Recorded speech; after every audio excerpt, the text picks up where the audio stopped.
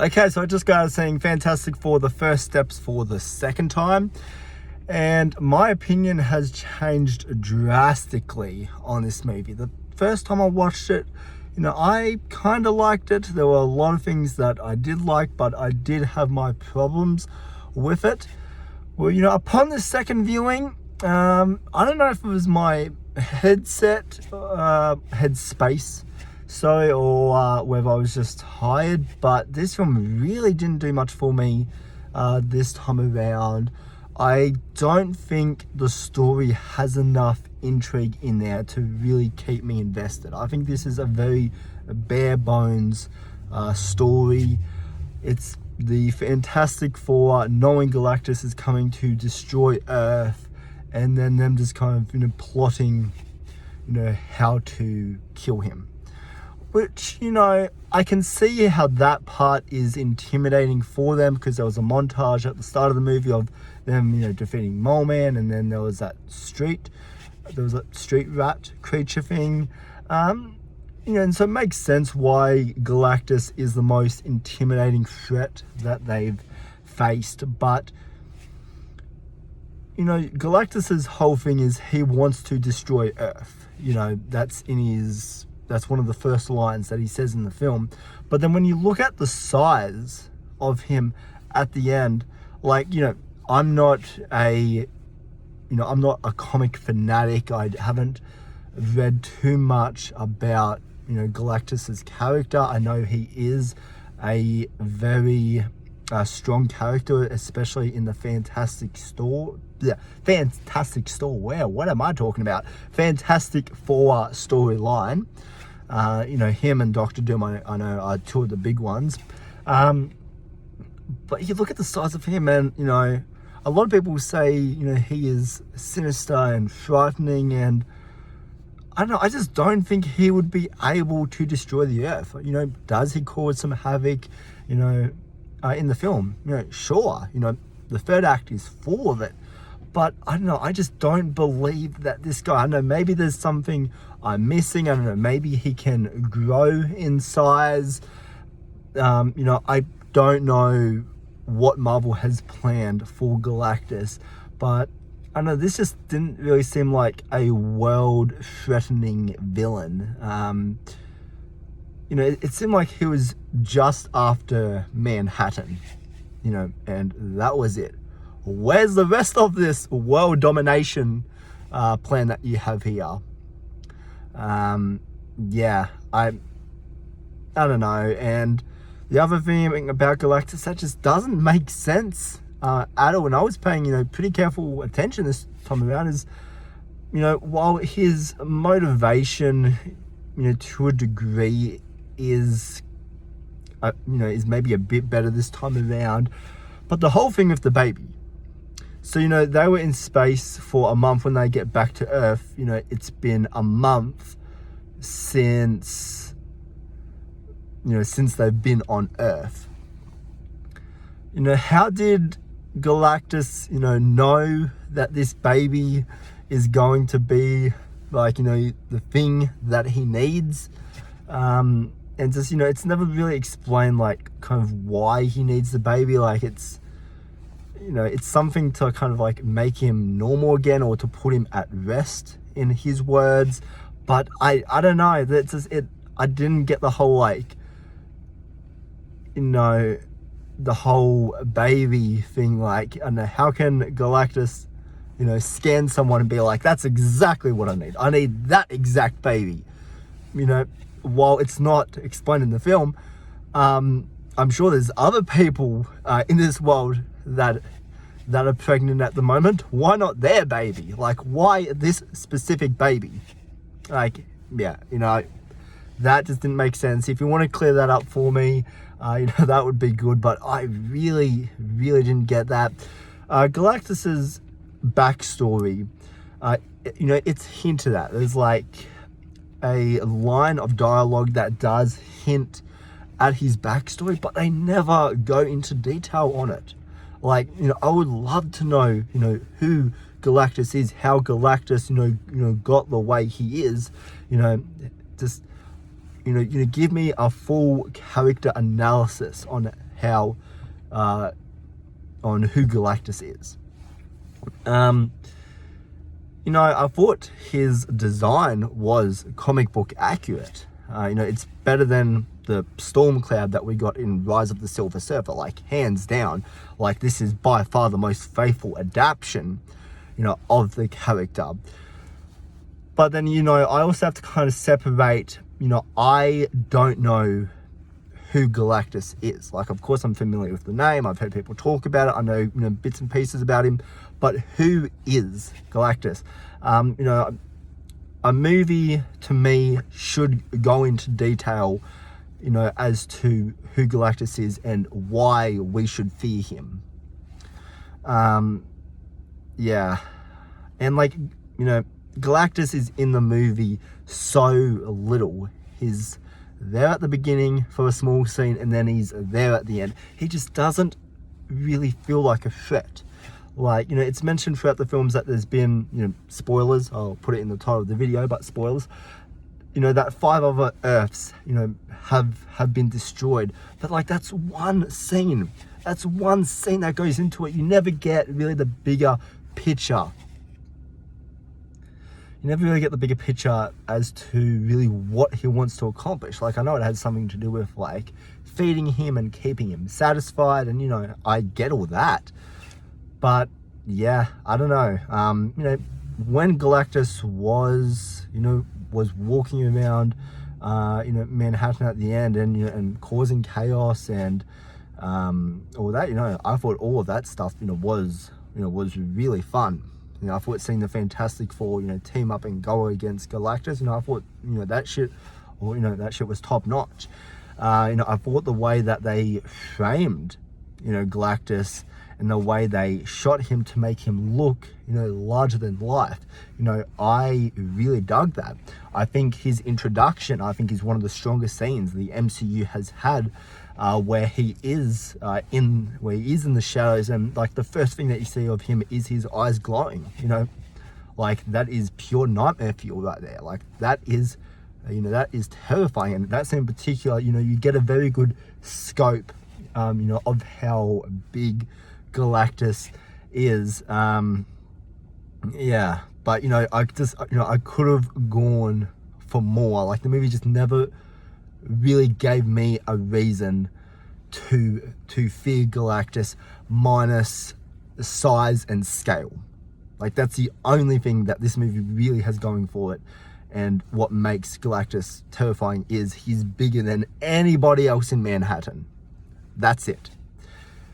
That's not a very intimidating villain. But anyways, moving on from that. The Fantastic Four themselves. I praised the characters first time around. I think this is, when I think of the Fantastic Four, this is definitely who I see them as, and this is definitely what I see their personality being. But there's, their characters I didn't really latch onto.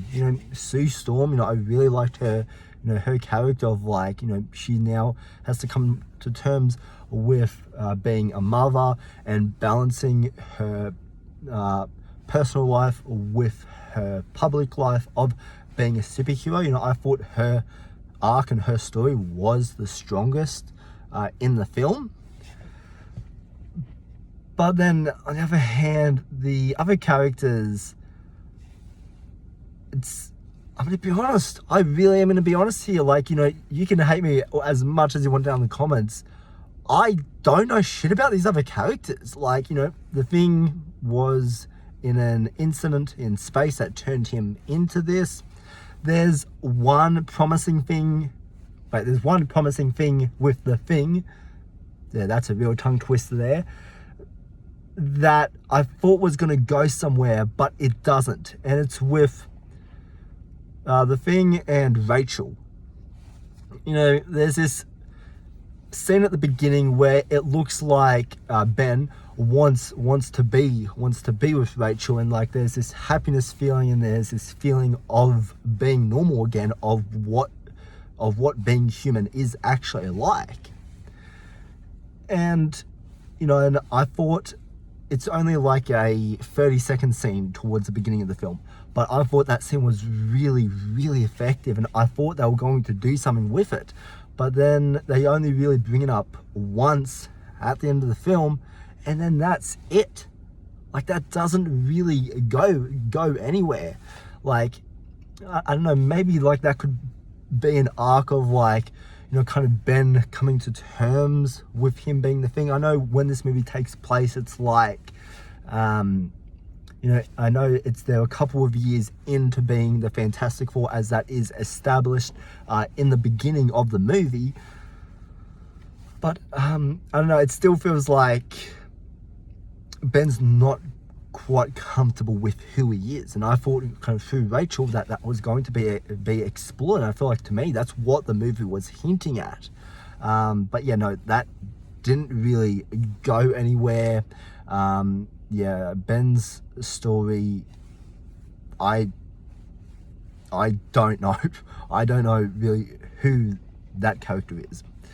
And then we have Johnny Storm, which, I think he's the most entertaining character in the movie, as far as how he delivers his dialogue. I think he's a very charismatic actor. It's a very charismatic and high energy character. That I really liked all that stuff. I thought everything surrounding his character was really great.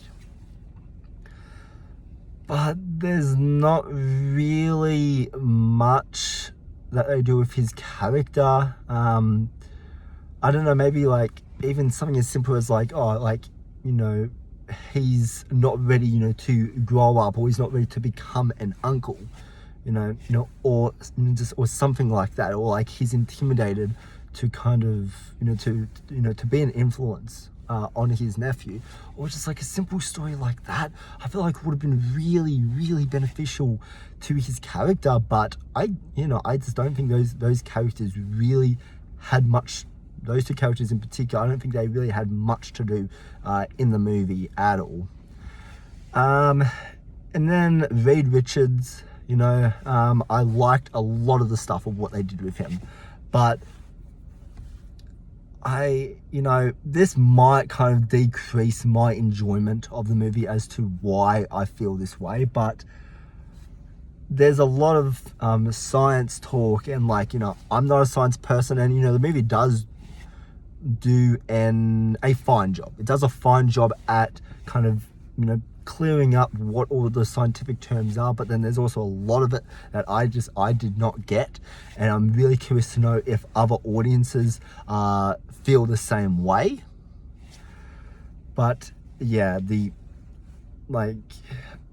fact that such a large portion of this movie is kind of based on strategy and is based on science. I get Reed Richards, I get that he's like a science, he's a science teacher of sorts, I get that. But I don't know, I feel like as far as kind of explaining to the audience what all of this means, that stuff didn't click with me. I'm kind of, I checked out by the midpoint just because there was science talk after science talk after science talk, and I was just like, I'm not getting any of this. You're actually losing me. No offense, okay? No offense to people who actually get it. If it clicks with you and you love that stuff, I'm glad.